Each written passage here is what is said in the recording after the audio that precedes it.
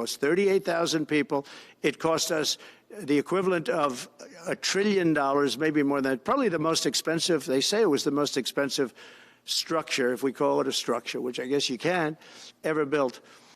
And giving that away was a horrible thing. And I believe that's why Jimmy Carter lost the election, even more so than the hostages. Those two things. If I could just follow up on Ukraine and Iran, the two negotiations you'll be heading into.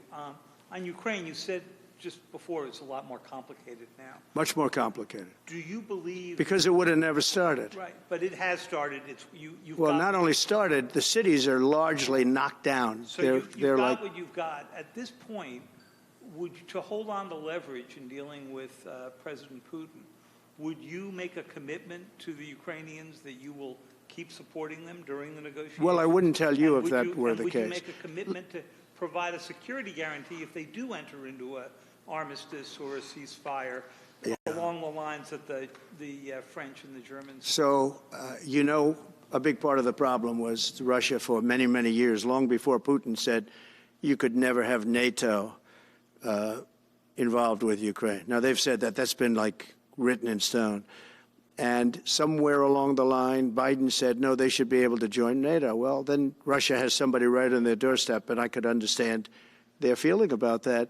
But there were a lot of mistakes made in that negotiation. And when I heard the way that Biden was negotiating, I said, you're going to end up in a war. And it turned out to be a very bad war. And it could escalate. That war could escalate to be much worse than it is right now. They can never join NATO.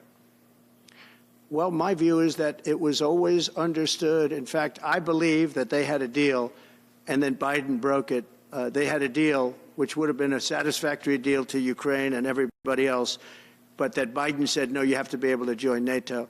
And that's always been, and nobody knows more about NATO than I. Years ago, when I first started this, I didn't know too much about NATO, but I got it right anyway.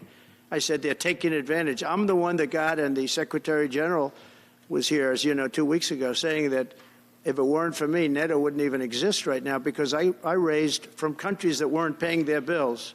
At that time, 28 countries, 20 of them were not paying their bills, 21 to be exact. They weren't paying, or they were paying a very small portion. And I raised over $680 billion. That was the number he gave, by saying, if you don't pay, we're not going to protect you.